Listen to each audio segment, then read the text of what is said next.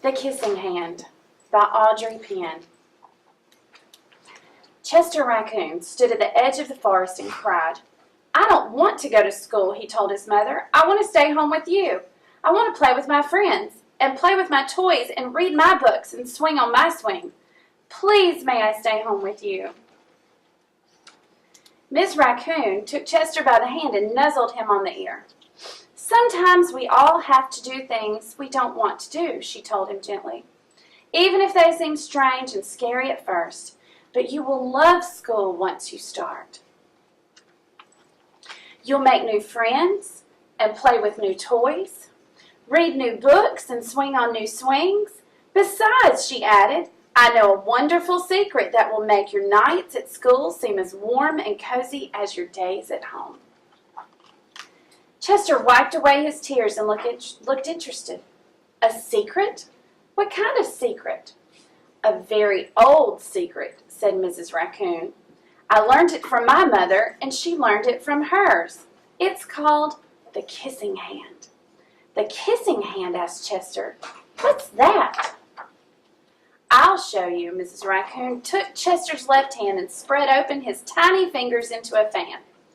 Leaning forward, she kissed Chester right in the middle of his palm.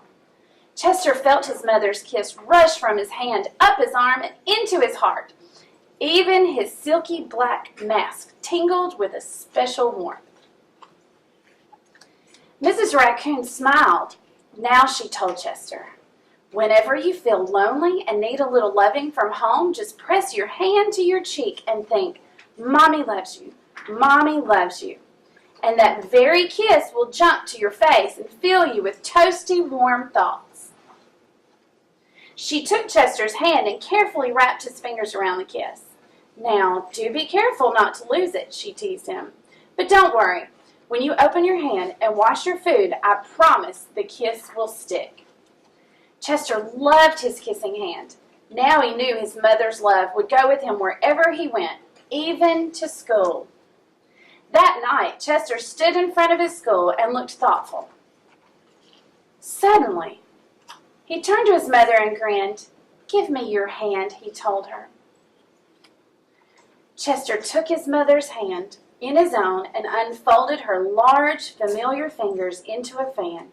Next, he leaned forward and kissed the center of her hand. "Now you have a kissing hand too," he told her. And with a gentle goodbye and "I love you," Chester turned and danced away. Mrs. Raccoon watched Chester scamper across the tree limb and enter school, and as the hoot owl rang in the new school year, she pressed her left hand to her cheek and smiled. The warmth of Chester's kiss filled her heart with special words.